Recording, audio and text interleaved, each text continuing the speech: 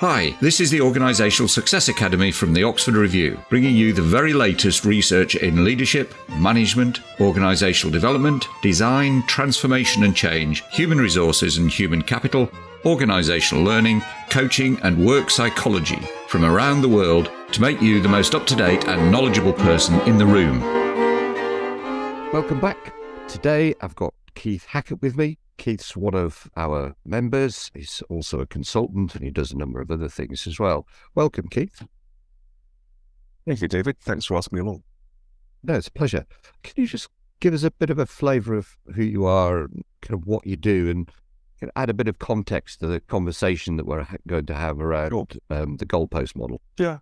Well, I suppose in essence, I am a not serial killer, but a serial consultant, in as much that I do have done for the last 20 odd years interim consulting of one description or other, but mainly organizational development, organizational change, project management and program management, predominantly within healthcare for both public and private sector. And I've done some of that. Most of it's been in the UK and some of it's been done in the Middle East. And as part and parcel of my own, I suppose, personal development, my own professional development, some years ago I was trained as a coach in the GROW model at the London School of Coaching associated with the University of Strathclyde. So it was verified and certified by Strathclyde. And I've used coaching as part of my project, program and management consultant practice ever since. And that's really what led me to tour, to be frank with you, in terms of that combination of competence and knowledge and experience. And that's how I got to meet you. So here we are. Yeah. Okay, so the goalpost model, can you just give us an overview and kind of explain? That'd be great. Yeah, as I'm sure any coach who is looking at this will say, oh, that looks very familiar to me. And it's very familiar because it is based predominantly upon GROW. So some years ago, I was asked by a London hospital to do a turnaround on a very delayed project. And I suggested that coaching would be a good idea to try and understand some of the blockers, hopefully identify some of the enablers, and bring people together because they were just, operating in silos and hated each other. However, the clinical lead for that particular piece of work basically said coaching is just black box BS and you can be off. To which my response to him was, that's lovely. However, I am the fourth project manager in 6 months that you've managed to chew up and about to spit out. And if we don't deliver on this, the problem's going to hang on your shoulders and not mine. I suggest we look at this and perhaps use coaching as a way of better understanding why some of the things aren't happening in the team and across the team, and hopefully, start to get some traction, get something moving. And his response was, well, I still think it's BS, BS, BS. Demonstrates to me that you can measure it and that we have tick box and we can audit stuff, and then I might consider it. And go away, come back tomorrow, and if you still can't do it, I'm going to chew you up and spit you out too. I left and pondered, and basically I took GROW, put it through a thesaurus, as it were, to see what different words came up. Sort of took it apart in terms of GROW, in terms of goal, reality, options, and sort of wrap up or wind up or whatever it might be. Yes, yeah, what will you do? Yes, what you do, etc., etc. And different words came out of that. And then some of those words resonated with me in terms of other things that I was doing, for example, in terms of Prince 2 project management processing, and also solutions focus, which I'd recently been trained in from the Industrial Society, and just started to play with it and put things together. And goalposts came out of that sort of playing around with words to see whether or not some kind of process that came out of that could demonstrate a way of saying we can use coaching, but also use some measurement some solid measurement along the way. And so goalpost came out. And so just to say what goalpost is, rather what goalpost was it has changed in the last few years. So goal is obvious. The P stands for position in terms of where you are now. O in terms of your options. The first S at the bottom of the curve was originally strategy, and then it was tasks. And in the middle, where the middle S was, that was a survey in the middle. So goal, position where you are, options, what you have. Out of those options, a strategy might be formed. Out of that strategy, you can drill down and create tasks. But survey is the bit in the middle where you stand back and say, okay, let's just take a breath. Let's take a breather. Are we doing what we're supposed to be doing? And I took that back to this particular professor, the clinical professor, and said to him, hey, look, we can use this as a coaching framework. Oh, and by the way, we can measure the tasks, and we can also measure the survey. Oh, and the strategy, we can phrase that in such a way to say, this is our start point, this is the end point, have we delivered? Oh, and by the way, goalposts. In the NHS, as you know, Professor, the goalposts are always changing. At which point I thought he was going to tell me to bugger off, and he didn't. He just said, honest, it really annoys me they change all the time, Keith. And that's all I knew I had it. And it started from there. So that was 20 odd years ago. Come forward a number of years. And through ups and downs of personal life, etc., I'm one of those people who now is able to hold their hand up with pride and say, I'm a person with lived experience of mental health. And a few years ago, you couldn't do that because of COVID and whatnot. It now seems to be reasonably... It's great, actually, that it can do that, frankly. But would it continue? Or is this too much detail to begin with? No, continue.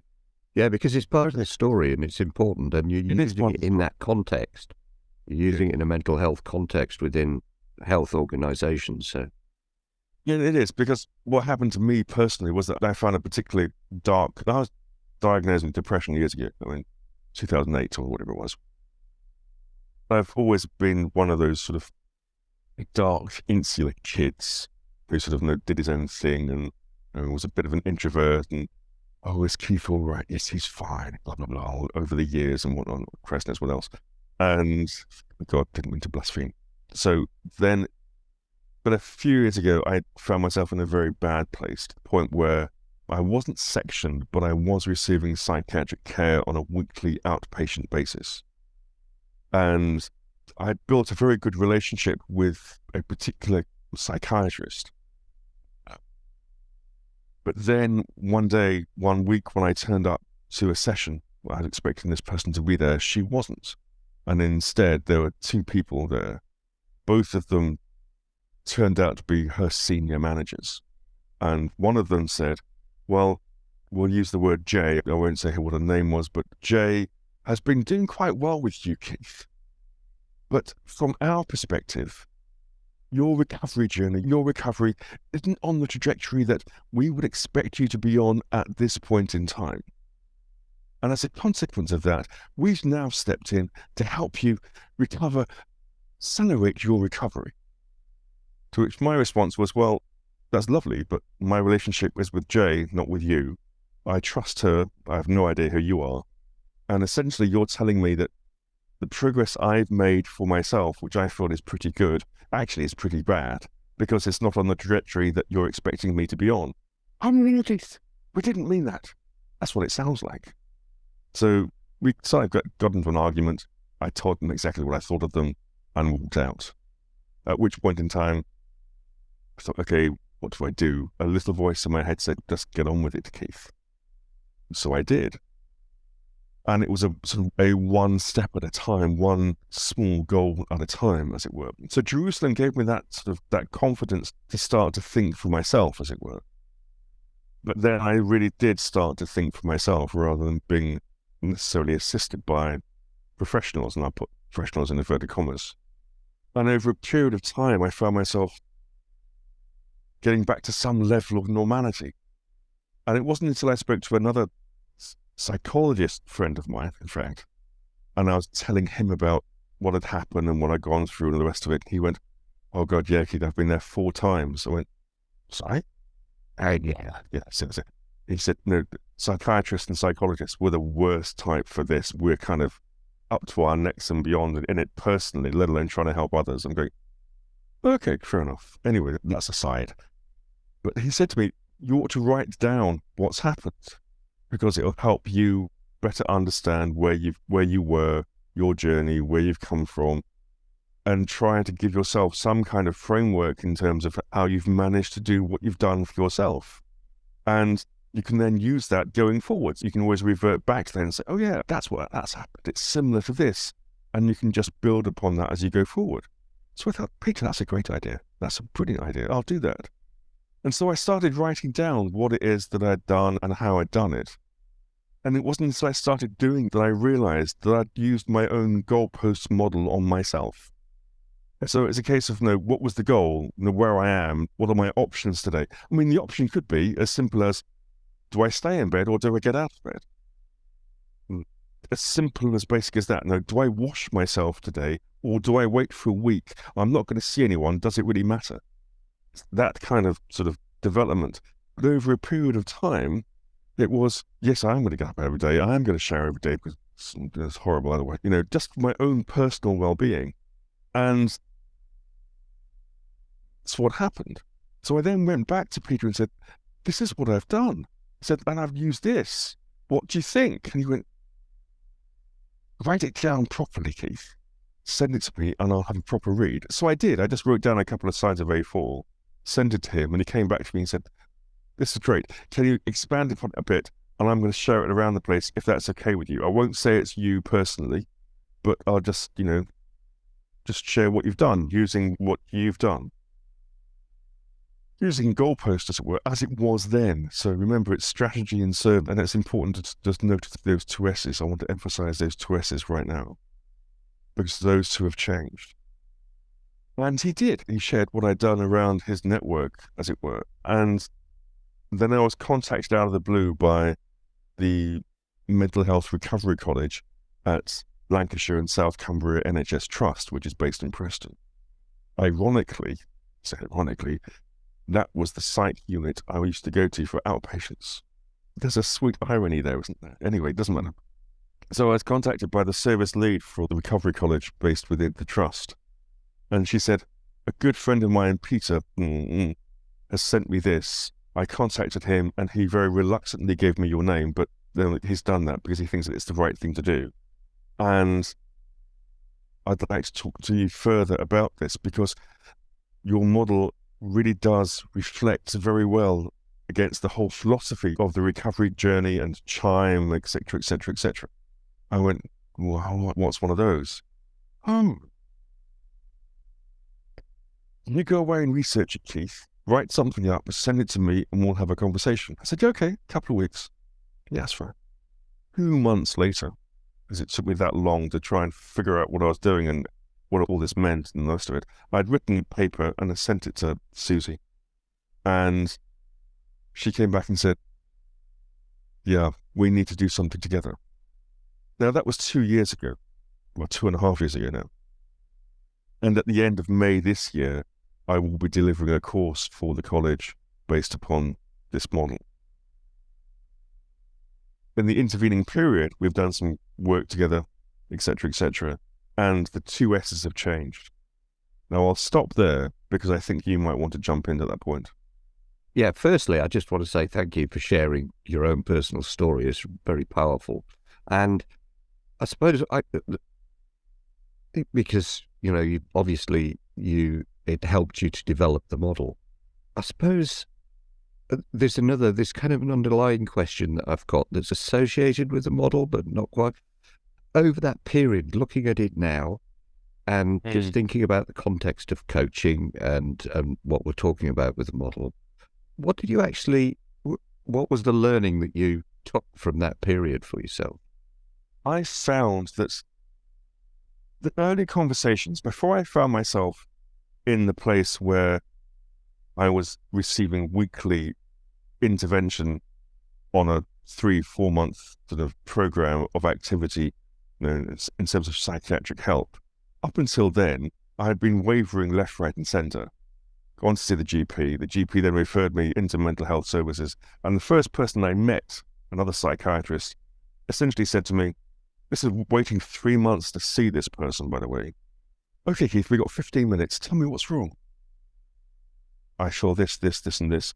Right. Do you feel to the point of suicidal? Well, actually, yeah, I do. Oh dear, that's a shame. That's a shame. Why do you feel that way? I don't know. I'm hoping you can help me figure that one out. Yeah, I've got 15 minutes, Keith. Here are some leaflets. Why don't you go away and have a good read of these? And there are different signposting points within these leaflets that hopefully, well, not hopefully, I feel pretty certain you'll pick up on one. One will resonate with you, Keith, and you can pursue that further. Is that what you're going to give? I've got 15 minutes, Keith. Okay. So the context of what I'm trying to say here is that I was floundering at that point very badly. I needed something that was, for me anyway, I know it's different for others, but for me, I needed something just because of who I am, my personality, and what I've done, blah, blah, blah, blah, blah. Some kind of framework, some kind of reasonable process of, if you want to do this for yourself, Keith, if you feel able enough to do this for yourself or to help yourself in some way, here are some processes, models, whatever it might be, that might work for you. Let's spend a few minutes looking at one or more of these. If something resonates, I'll help you into that. And let's try and initially do this for yourself. That's what I wanted. That's what I didn't get in any way, shape, or form. Essentially was, here's leaflets, signpost for yourself. If you're really bad, come back and we'll look at CBT. I've tried CBT in the past. It doesn't work for me. Or, hey, there's a whole bunch of antidepressants. I can give you these. Which one do you want, Keith?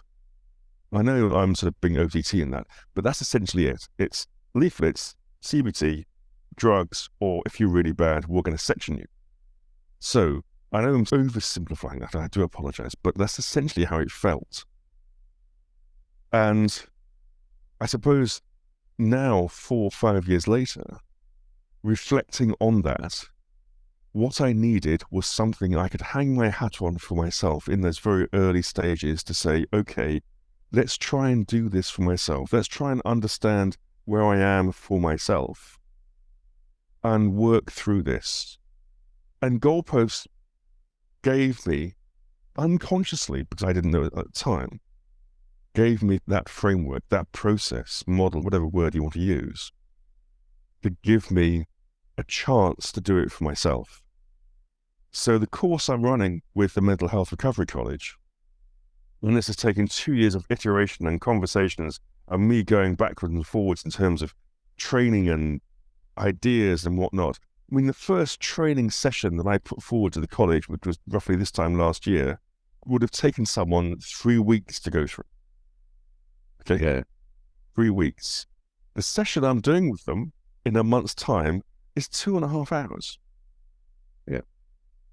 And it's had to go through that. So I've done a whole bunch of co-production with students and members of staff at the college to get to this point of saying, actually, all I'm doing for you is providing you with a tool that can potentially, there's no guarantee, potentially provide you with a self-help process of understanding where you are, some of your options, what you might want to do, how you might want to get there, and bring in your own story to hold that together.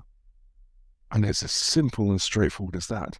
And that's what I needed 5 years ago.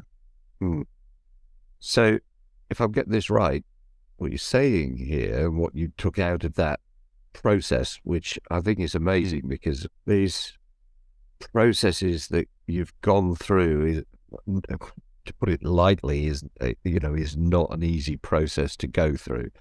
But what you took out of that is a realization that you needed a structure and a process to move me from this place to a desired kind of place. And importantly, that you were in control of that. You were the author of that because it was your story. Have I got that right? Exactly that. What it did for me, if you wish, was to help me realize that each step that I made was good enough for me to build upon. Right. And that gave me confidence in doing something else. And it's built upon that. So 4.5 years ago, I was essentially suicidal. I've just been offered a contract, I won't say where. It's on a £300 million central government program to deliver a wicked problem or try to solve a wicked problem over the next 5 years. Yeah.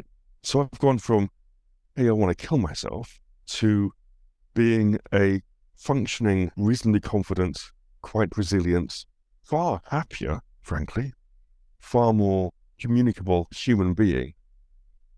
I'm not saying that Goalposts is a great magic wand. All I'm saying is it's helped me to go from that point there, where I had absolutely no vision of what my future might be, to build upon both successes and failures. But those failures weren't not failures, they were things that didn't quite go the way I wanted them to go, but hey, it's okay. 10 years ago, David, it would have been, Keith, you are so... Oh, what a failure you are. Oh. Your own dialogue. My own dialogue, my own internal dialogue, my own dialogue to a mirror, essentially. So this has helped to change your dialogue. It has. It's helped to change my dialogue because it helped to change my story.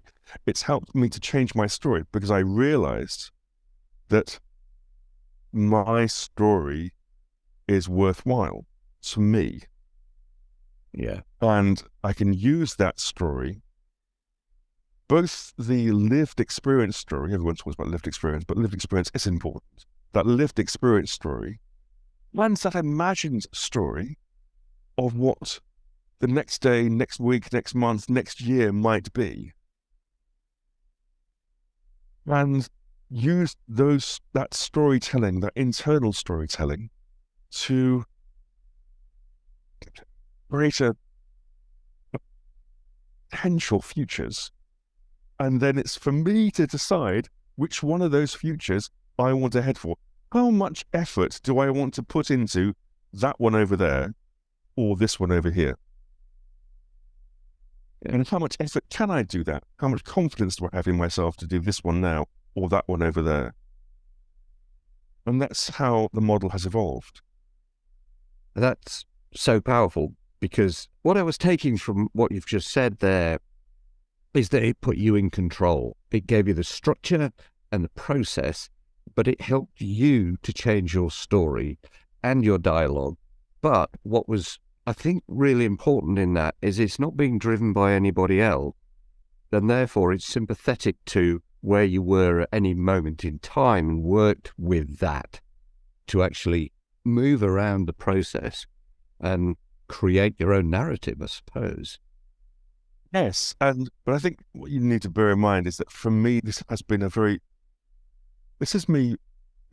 unconscious process, but at the same time, there is a level of awareness now that I didn't have previously. Yeah, and you wouldn't have had in those days. Yeah. No, exactly. So if you wish, I needed to hit that absolute black wall, as it were, that rock bottom, if anything, for the awareness to kickstart, as it were. Because without me understanding where I was, what I was doing, where I was going to go to next, and have that sort of awareness in my head, as it were, it's activity that there needs to be a level of consciousness associated with it, because you need to make those conscious choices, those decisions, create those stories. I think what's important to say is that as a consequence of working with the college, the 2 S's have changed.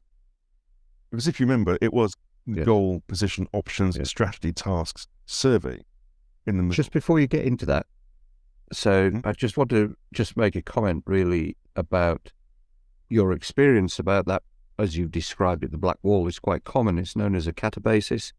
It's kind of that point at which people get to the lowest point and then they start to build up again from that point. But it's not like a straight trajectory. That's not, you will well know. No. But it's a pretty common kind of experience that there's nothing left.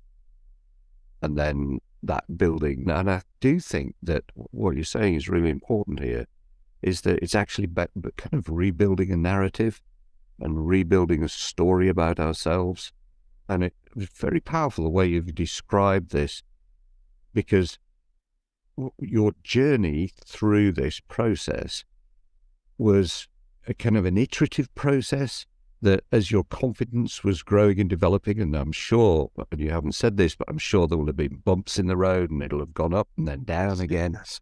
Yeah. But it enabled the narrative to move with that. Yes, it has. And I'll give you a prime example of that bump in the road as of now in terms of 2023. I was on a long-term contract with a local authority from mid-2021 until the end of 2022. So I was doing stuff around COVID, trace vaccination, all that kind of stuff. And my contract was due to end March 2023. But because of local authority cuts and all the rest of it, different programs within the cost councils saying, okay, that was money heavy, we'll cancel that and we'll distribute this money elsewhere. And that's essentially what happened on the program that I was on. So that was a bit of a pain, really. I mean, just before Christmas, you're told at the end of November, okay, at the end of December, your contract's ending. Okay, so you go out to the marketplace and try and look for work and try and get stuff. And of course, nothing's happening before Christmas. Everyone's winding down. So I thought, okay, let's just forget it. And that was a revelation for me, because if that had happened previously, I would have been Mr. Stress Out. I mean, totally stressed out. Totally, this is, my God, it's this and it's that and blah, blah, blah, blah. And it was before Christmas and no one's going to do anything before Christmas, and then it's going to be January and no one's going to do anything in January, and what am I going to do, and blah, blah, blah, blah. But instead, it was a case of, okay, what is your position now? Where are you with this now? And where I was that I had 18 months of solid contract. I had created a nest egg. That's fine. Okay. What's that nest egg look like in terms of if you don't work, Keith, as a contractor for 6 months, does it matter? The answer was no. Okay, so what does that mean in terms of options? Okay, my options are I can either hit the contract market really hard, or I can look back at the last 18 months, 2 years of contracting here and elsewhere with regards to trying to manage COVID for a region, and actually having taken no time off. What do you really want to do, Keith? Well, actually, I really want to sleep. That's what I want to do. I don't want to do anything. I want to sleep. Okay, Keith, can you do that? Well, I could. No. Can you do that, Keith? Yes, I can. Okay.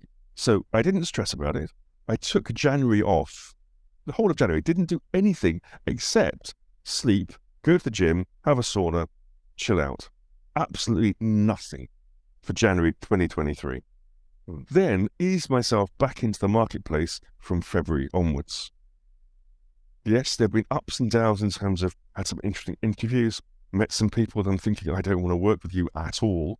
Equally, I'm sure people have said, oh, God, I don't want to work with him, etc., etc. But it's okay. It's not the end of the world. Whereas 3 or 4 years ago, it would have been, they're getting rid of you because, not because it's the end of the contract. Well, no, it's not. It's the end of the contract. The local authority isn't doing well. They're going to take money out of this. They're going to put it elsewhere. Even though that's an illegal thing to do because it was government money and they're trying to justify, well, actually, it is associated with this program. Well, actually, it's not. It's nothing to do with our program whatsoever. But that's beside the point. Want to use it anyway, etc., etc., etc. But for Keith, in terms of my position, my options, my stand back in terms of take some time, it's, well, I can do this and do that. I don't have to worry about that. And if I manage my finances well, I could probably, be okay for 6 or 7 months without too much of an issue. Let's try and hit this for the first 3 or 4 and then start to worry if necessary. But don't do it now. Keep that clarity in terms of where you are. Yeah.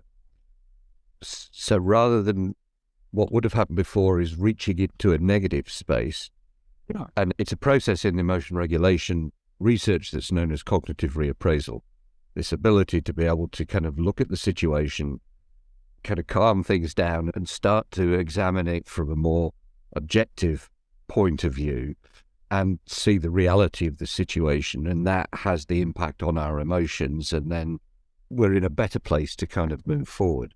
And what it sounds like you're saying, and you haven't actually said it in so many words, is, again, this almost the second time in your life, and I'm sure a lot more, you were using goalposts to actually reframe, cognitively reappraise your situation and move forward in a positive way. Yes.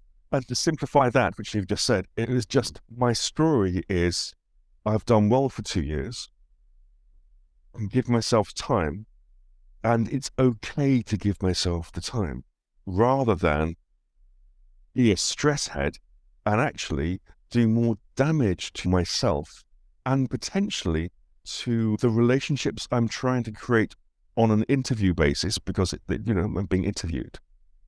And that does come through. That stress head, Keith Hackett, comes through as an interview. Whereas Mr. Cool, calm, collected Keith Hackett, as a consequence of saying, this is my story now.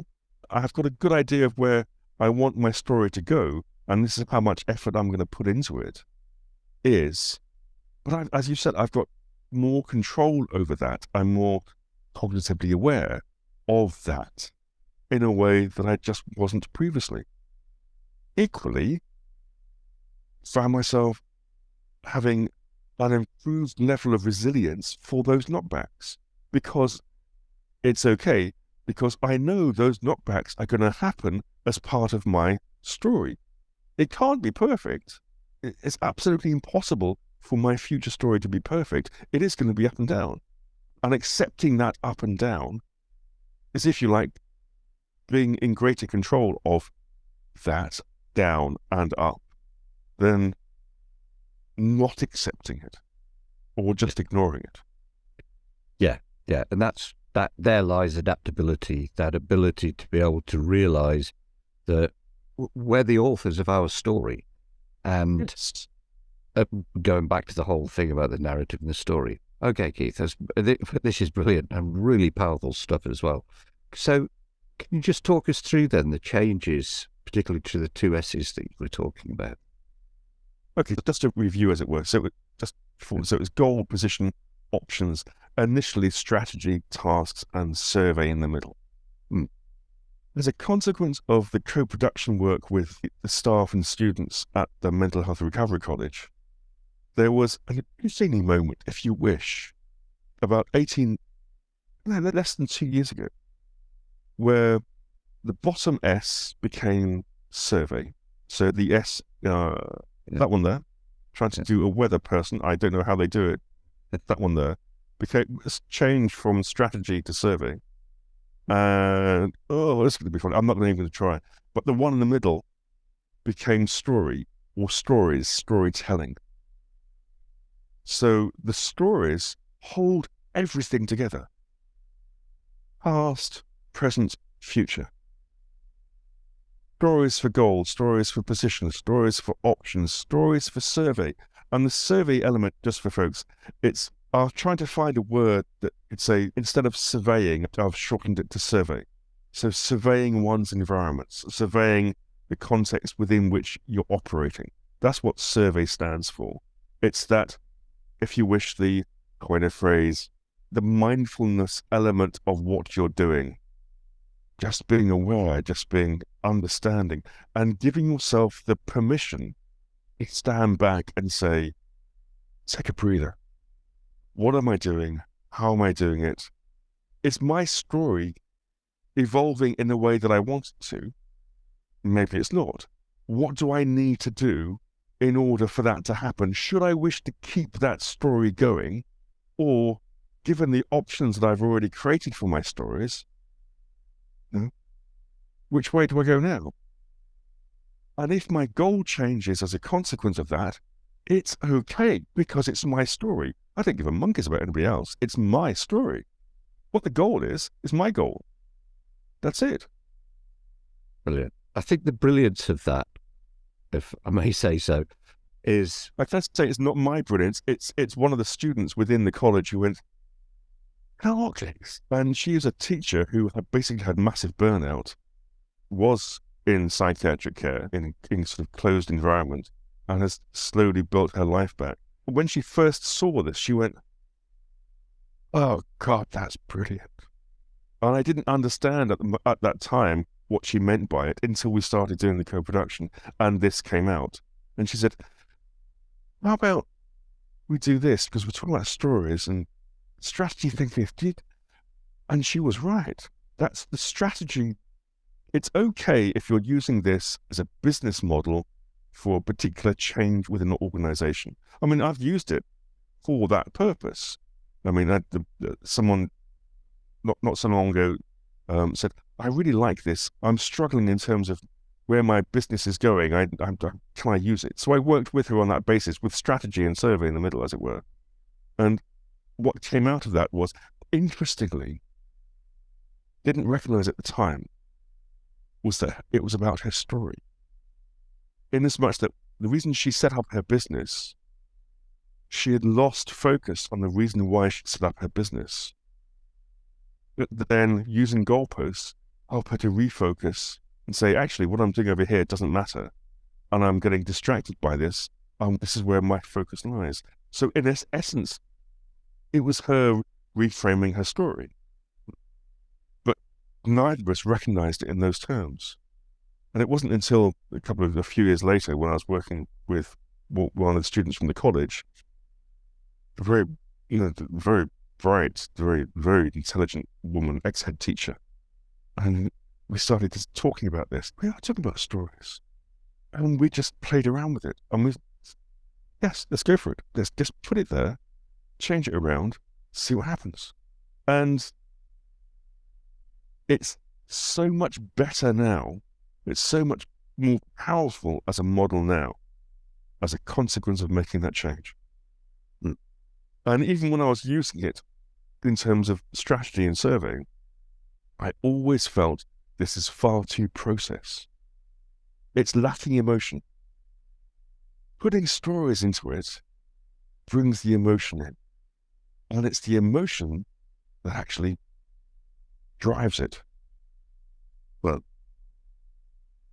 the reason that I think the survey part of this is so brilliant and so important, that what this does is it allows people, that, as you were saying, the way you were describing that was about standing back. Now, what that does is it disassociates you from the now situation. It allows you to kind of stand back and have a look at what's going on without you being in the story at that moment in time. You're telling the story as an observer. And that becomes really important, because you start to see things a lot more objectively. And what typically happens to people and it's not just things like depression and issues like that, but it's also business issues. It can be, doesn't matter what it is, relationship issues, is that we become, the boundaries between us and the story that's unveiling itself at the moment gets so enmeshed that we can't, it's very difficult to see reality, because we're reacting to the reality at the moment. And there's a whole process. So we were talking just before about counselling training and things. Years ago, I did a whole load of counselling training. And in fact, I thought that's the direction I was going to be taking, but it didn't quite work like that. Life doesn't. I ended up in this direction. But what's interesting about that is that ability to be able to just stand back and start to look at what's going on in the environment from that perspective has a huge impact, both cognitively and emotionally in that moment. And some of so as you know, I was a police officer, so quite a lot of the counselling that we were doing was on other police officers with kind of a whole range of traumas and things, kinds of things that police officers have to deal with. And quite often when we're reliving an experience, we're still part of that narrative, we're still associated, and therefore we're, at the moment that and it is a reliving, and this is one of the problems with things like PTSD and things like that, is that every time you go back through it, you're reliving all of the emotions, as you were saying, you're reliving all of the experiences of those moments. And it's hard, as you well know, it's very difficult to see out when you're in those emotional places. And it's like a funnel. But what the survey does, as I say, it's the disassociation, and you start to be able to see things more clearly and a little bit more objectively. And that's why I think that is so brilliant. And I also think that, in my personal opinion, that the idea of the story is really powerful, really powerful. So I think those changes are immense, actually. They are, and it was just, as I said, it was the epiphany moment. It was this light bulb moment of, oh my God, that's what this is about. It was a recognition that telling stories is so important. And I know many, many years ago, and it's still the case now, isn't it, that everyone talks about corporate stories and all the rest of it. And when we use the corporate story to help with the marketing, whatever.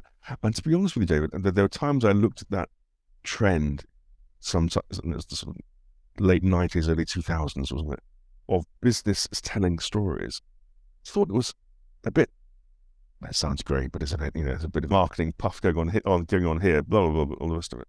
But when you drill it down to a personal story, and then look at stories that are told as part of culture, i.e.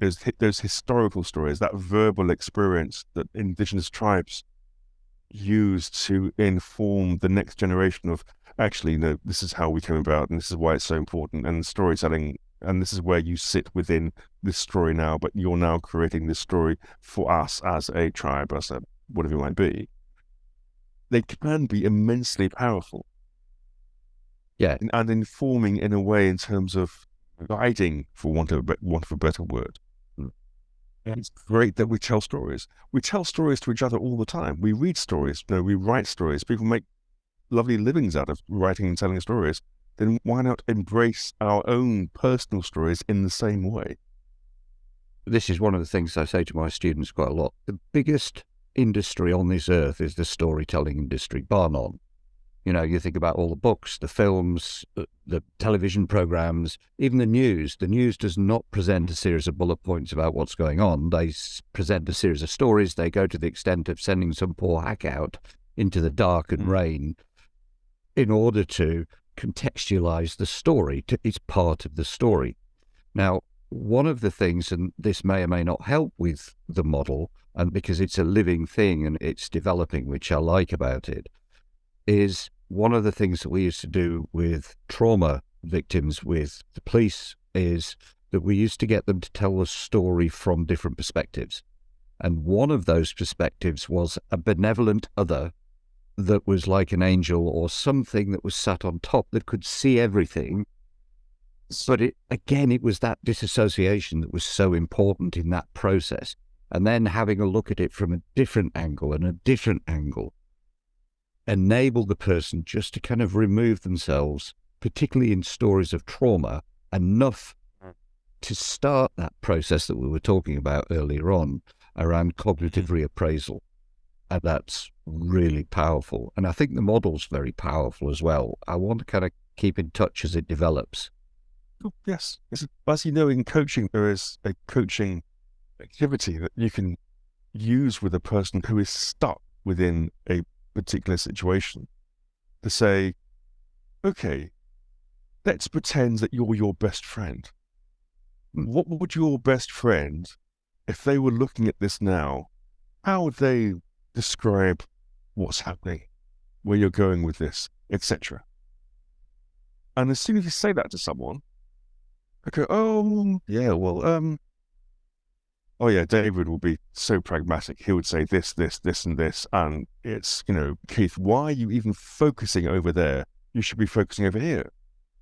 So you say, okay, that's great. So do you trust David? He's your best friend. You trust him? Well, yeah. Okay. So can you trust him now? Oh, yeah. And it's like, you've been working with someone for quite some time. They're stuck and they're getting really buried in something. And it's just that stand back, different perspective, but a different perspective of someone that they know, that they trust, that they rely upon, whatever it might be. Essentially, it's themselves. But for them, it's not at that moment in time. Yeah, it's perspective taking that allows for the disassociation, for a different perspective that allows for this idea of cognitive reappraisal. Keith, this has been absolutely brilliant. And thank you so much for sharing your story. That's a brave thing to do, particularly on a podcast, but also sharing the model, because I think the model's, I think it's got so much to offer people, and not, in a range of different circumstances, both in terms of health, mental health, but also organizations and trying to solve problems as well. This is fantastic. Where can people contact you if they want to know more about GOALPosts and what you're doing? Well, in terms of school members, my details are on my profile within the membership. So just look me up on there. If you want to, and you're able to use the QR code behind me, hopefully on the screen that you can see, does actually operate, does work. It will come up as an unverified site, but it's okay. It's just because it's a small microsite. But that will then provide a little bit of detail about what GOALPost is, how it's been used already, and an info at email address, which comes directly through to me, so I can pick it up from there as well. Brilliant. So yeah. Again, thank you so much. Thank you so much for sharing your story and the model. This has been brilliant. Thank you, Keith. Thanks, David. It's been a great morning. Thank you so much. Thank you for listening to the Oxford Review podcast. For free research briefings, audio and video research briefings, research infographics and a whole lot more, visit oxford-review.com. That's oxford-review.com. And please subscribe, rate and review this podcast. It would mean a lot to us to have your feedback so that we can make this podcast even better for you.